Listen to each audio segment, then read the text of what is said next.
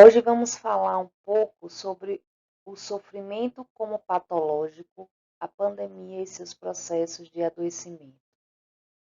Vamos tentar trazer uma discussão em cima da nossa vivência atual, das nossas alterações psíquicas em função de um novo, de um estranho, de um invisível, o qual nos está trazendo conflitos de cunho social, conflitos de cunho psíquico.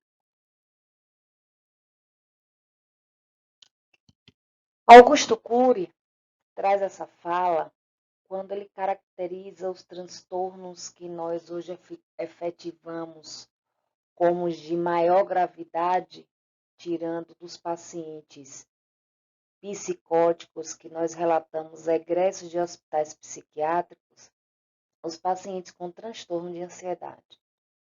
Hoje a gente está vendo, como eu já falei para vocês, o modelo do louco caricato, ele está saindo de circulação para entrar um novo louco nessa figura, nessa conjuntura que vivemos hoje do mundo, que é o neurótico, né? O paciente que tem as suas particularidades, laborativamente é ativo, tem seu contexto basicamente estruturado, e aí eu abro uma aspa para falar do que denominamos de normal no âmbito social, só que ele não está conseguindo absorver esse tempo que virou de 24, de 48 horas, onde ele é corrido, onde um domingo já se emendou no outro domingo, e ele não sabe administrar o viver hoje. E aí ele diz que assim, que é a triste geração que se estressa e frustra por tudo, né? Vamos ver o que ele traz um pouco nesse texto. Andar de carro, Uber, táxi. Não lavar suas cuecas, nem suas calcinhas. Não buscam conhecimento, nem espiritualidade. Não se encontram com decorações natalinas, não se encantam, desculpa, nem com ipê florido no meio da avenida. Reivindicam direitos de expressão e não oferecem nada em troca, nenhuma atitude. Consideram-se vítimas dos seus pais. Julgam, juízes duros, impiedosos, condenam. Choram pelo cachorro maltratado e desejam que o homem seja esquartejado. Compaixão duvidosa, amorosidade mínima. Preciso disso, tem que ser aquilo. E haja insatisfação, felicidade, descontentamento. Adoecimento, prevenção, depressão, suicídio. Geração estragada, inconformada, presa em suas desculpas, acomodada em suas gaiolas de ouro, postam sorrisos, praias paradisíacas, mas não se banham no mar cuidador. Limpam o lixo da praia com os amigos e não arrumam a própria cama. Em casa estampam tristeza, sofrimento, dor. A dor de crescer sem fazer por onde merecer. Essa fala de Augusto Cury, ele traz um recorte dessa nova geração adoecida, principalmente nos jovens, onde estão no período de crescimento e desenvolvimento, de descoberta de suas tribos, de suas áreas de atuação, de fascinação, e está fazendo com que essas pessoas vivam, né, e se transformem nessas denominações que o texto traz. Essa geração, já observada por nós antes da pandemia, antes desse estado pandêmico, né, piorou todo o quadro. Traz um quadro e traz um prognóstico de piora, né? É uma geração que precisa ser acompanhada de um formato diferenciado. Como eu disse a vocês, eu gosto de pontuar alguns espaços através das imagens, principalmente dos desenhos animados, O desenho animado ele foi feito para uma discussão de adultos. A parte infantil vem através da animação e do colorido em que esses personagens se fazem presente. E aí eu trago a época dos Flintstones e a época dos Jacksons. O tempo ele é tão acelerado, como eu falei anteriormente, que a gente não quer mais viver 24 horas. A gente já quer 48, né? Por que hoje acontece tanto problema com pessoas para dormir? Porque hoje tantas pessoas têm dificuldade de higienizar o sono, né? De fazer uma limpeza na nossa higiene cerebral para o nosso sono, a fluidez. Porque no tempo dos Flintstones, nossos pais, nossos avós, nossos bisavós acordavam com as galinhas, né? E dormiam mais cedo. Será que naquele tempo existia necessidade de uso de uma medicação para dormir?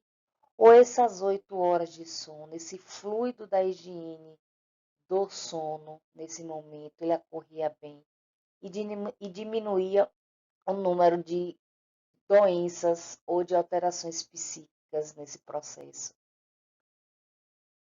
Que delícia antes era esperar uma carta via correio.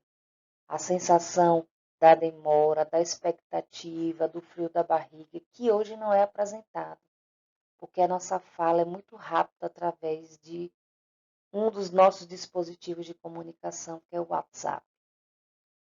E dentro desse dispositivo do WhatsApp, nós usamos emojis para celebrar ou para indicar os nossos sentimentos, tanto de alegria, de dor, de tristeza, de raiva. E me assusta esse tempo, esse passado, esse presente de forma tão ativa no hoje da gente, que se deparam com susto. Quando nos colocamos no presente para viver as ações, nós, o passado e o futuro, eles entram em crise, em colapso.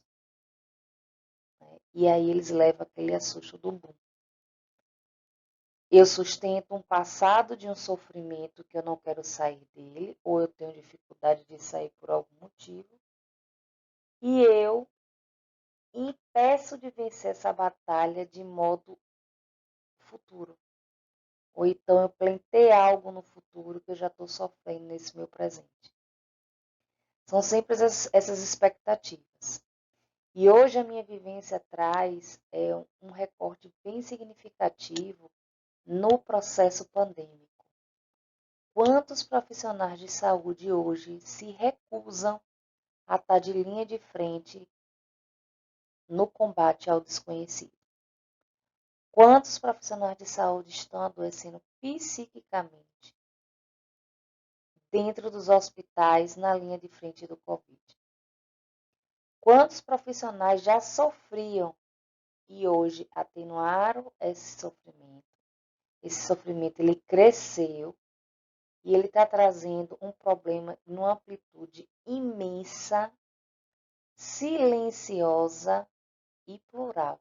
E eu não vou dizer nem singular, porque ela está trazendo de uma forma coletiva e não individual. Nosso principal transtorno desse período se chama a síndrome de ansiedade, né? E aí ela vem envolvida por várias sintomatologias. Era medo, dor, principalmente desse medo do desconhecido, a somatização de algumas patologias, e aí eu apresento dor cardíaca, falta de ar, dor estomacal, por algo tenso que eu estou vivendo e não sei sustentar. E mais uma vez eu trago o recorte desse sujeito, um sujeito singular, cheio de fragilidades, espedaçado, que o profissional de saúde vai tentar moldar esse quebra-cabeça, né? Sabemos, como eu já falei em outras aulas, que nós somos sujeitos que temos que deixar sempre em aberto esse vazio existencial, que é a contemplação de vitória, do novo, do buscar, né, da contemplação da fé. Então, se eu tiver 100% resolvido, né, por entendimento, as minhas questões do vazio existencial, eu não vou querer plantear mais nada, porque eu já contemplei tudo. E esse vazio existencial, em todos os momentos, principalmente na crise, que a gente hoje vive crise psíquica, crise financeira, né? Crise mundial de forma epidêmica em saúde pública. Então, nós estamos vivendo um contexto que é de uma proporção tão grande que a gente não consegue mencionar o tamanho do prejuízo que a gente está absorvendo nesse momento. E aí essas pessoas também chegam nas unidades de saúde, mesmo o mundo ter parado para o Covid. Essas demandas elas estão acontecendo de modo mais pontual, mas acontecendo. Nós temos alguns tipos de ansiedade, tá? Nós temos o distúrbio de ansiedade generalizada ou ansiedade generalizada. Se vocês olharem nos prontuários e observar os CIDs F40 em diante, F41, F42, F43, isso corresponde aos tipos de transtorno de ansiedade, que ela vem mista, ela vem generalizada, social, etc. Esse distúrbio de ansiedade generalizada é a mais preocupante no nosso contexto, porque ela influencia todo o meu ambiente de vida, tanto social, tanto de trabalho e como familiar. Em todos os ambientes que eu andar, eu vou sofrer diante desse panorama. O distúrbio do pânico. Nós temos vários distúrbios do pânico, né? Principalmente, um dos pânicos, que a gente também vai ver lá uma ansiedade que se apresenta, é o pós-trauma. Exemplo, fui assaltada no ponto de ônibus. E a partir desse dia eu fico com medo de estar naquele ponto de ônibus para pegar o meu coletivo, para mim desenvolver as minhas habilidades, ou seja, de faculdade, da academia, né? Quando eu falo academia, eu falo no contexto escolar, que é a questão da universidade. Ou para ir para a escola, para ir para o trabalho, enfim. Eu criei um pânico em função de um momento específico, tá? Fobias específicas são medos de algo. E essa fobia, que nós chamamos de medo, ela é bem tensa. Exemplo, pessoas que têm medo de rato, pessoas que têm algumas agarofobias ou fobias, a exemplo dessa agarofobia, que é o medo de lugares que não tem espaço de fuga. Exemplo, a pessoa está no estado de futebol, ela só senta perto da emergência, da saída de emergência. Ou está no cinema e só senta nas poltronas que ficam perto da saída de emergência. Ou numa avenida, né, que tem de 4 a 5 linhas, né, de pista para você passar, ela nunca vai escolher as do meio, ela vai sempre escolher as das laterais, direita ou esquerda. Porque se caso haja um pane no trânsito, que o trânsito fique parado, ela abandona o carro e vai embora. Tá? Então, a agorafobia são as fobias em que as pessoas procuram espaços de fuga para tentar sanar aquele sofrimento. Então, ela já vai preparada nesse formato. As ansiedades pós-trauma, nós temos essas, né, que eu dou exemplo lá em cima da questão do pânico, do assalto, do estupro, algo que potencializou em algum momento e te trouxe um trauma psíquico. Distúrbio obsessivo compulsivo, né? A gente está vendo isso muito nessa nova geração. A gente está vendo isso através das mutilações de todos os níveis, né? E o distúrbio que a gente chama de TOC, obsessivo compulsivo, ele é um distúrbio repetitivo e além dessa compulsão, né? Que eu mostrei aí frente ao exemplo das mutilações, é a obsessão de algo.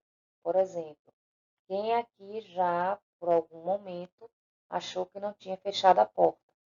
E aí você vai 2, 3 vezes, força, para você ter certeza que você fez aquilo. No processo de adoecimento, que é o distúrbio obsessivo compulsivo, você é bem mais compulsiva a isso, bem mais obsessiva a isso, né? Você fica realmente paranoico e você repete esse processo várias vezes. Igual a lavagem das mãos. Tem pessoas que adoecem de uma forma que as mãos começam a ferir da forma que é lavada, tá? E ansiedade social é um dos exemplos mais clássicos, é a gente falar em público. É a gente apresentar um trabalho e ali não sai nada.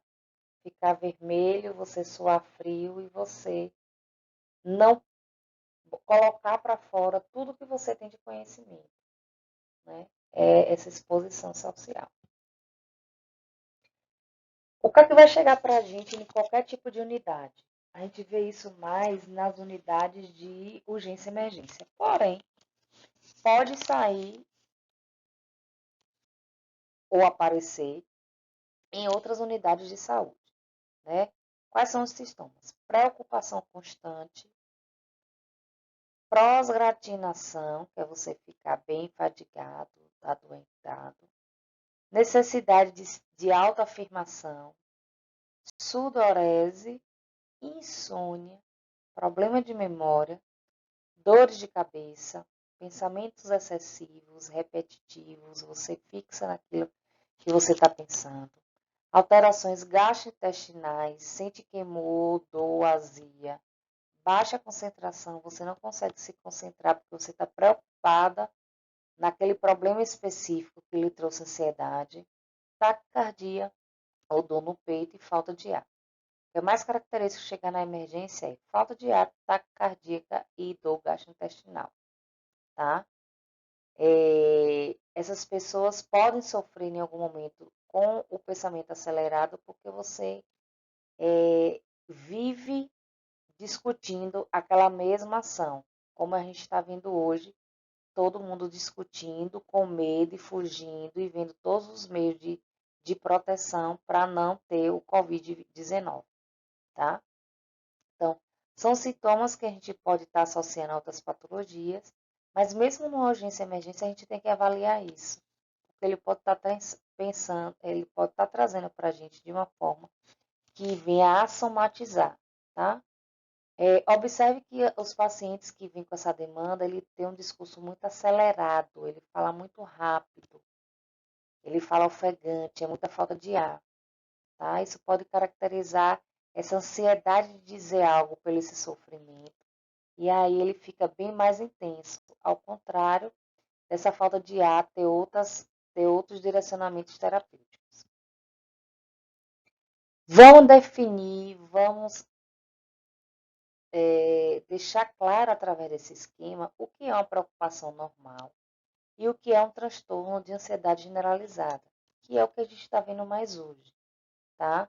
As pessoas hoje, elas não entendem o processo do diferente, é difícil se compreender isso. Individual a gente já tem, imagine coletividade. Então, essa pandemia, ela vem para trazer uma reflexão, porém, as pessoas não começaram ainda a refletir o coletivo, é sempre o individual, principalmente agora nesse processo de isolamento. O isolamento ele traz angústia, ele traz vazio, ele sustenta o estigma, principalmente quando você tem o diagnóstico e é apontado na rua, tá? Então, ele traz ele está trazendo um adoecimento de ordem mundial que está se agravando às outras patologias já existentes. Então, vamos lá. Preocupação normal. As suas preocupações não interferem as suas atividades diárias de responsabilidade. Então, você se preocupa com algo que você tem que resolver, pagar, né, ou está pendente, mas isso não interfere no seu dia a dia. Você sabe que tem a pendência e que aquilo vai ser resolvido. Já no transtorno de ansiedade, essa preocupação interfere significativamente no seu trabalho, na sua atividade ou na sua vida social. Você já sai tenso do contexto de casa, você já acorda tenso, você já cria conflito com seu marido ou com seu filho, você já chega sendo bruto e grosseiro no seu processo de trabalho e essas relações elas vão afetando de alguma forma. Você é capaz de controlar a sua preocupação, isso no normal. Na generalizada você não controla, ela é incontrolável. As preocupações, mesmo sendo desagradáveis, não causam sofrimento significativo, quando é normal. Você sofre ali, mas um momento vai passar, ele cede. Já no transtorno de ansiedade, essas preocupações são extremamente perturbadoras e estressantes. Isso só vai potencializar aquele sofrimento já existente. As preocupações são limitadas a um número específico de pequenas preocupações realistas. Já na generalizada, você preocupa-se com todos os tipos de coisa e tende a estar tudo pior. Então, tudo você vai botar um defeito, tudo você vai criticar, tudo você vai potencializar em função desse sofrimento. A duração de sua preocupação na normal dura apenas um curto período de tempo. Já na generalizada, sua preocupação é quase todos os dias, pelo menos aí, em 6 meses. É para você ver a intensificação desse sofrimento. A gente escuta muito esses discursos. Hoje eu estou vendo muitos profissionais na área da saúde temerosos, né, no uso das máscaras. Essa máscara é tanto tempo, essa daqui não protege, essa daqui tem válvula, como é que troca essa válvula, como é que eu faço a higienização do meu EPI e por aí vai. Então as pessoas começam a ficar tensas até pelo uso do processo de EPI, que é os seus equipamentos de proteção individual, para tentar passar por esse contexto difícil que a gente vive, que é a pandemia. Eu trago esse recorte dessa imagem para vocês verem que o processo de ansiedade, ela também vem embutida no contexto do uso de qualquer substância, né? E aí vem pensamentos negativos, condutas compulsivas, taquicardia, ingestão compulsiva, principalmente de alimentos não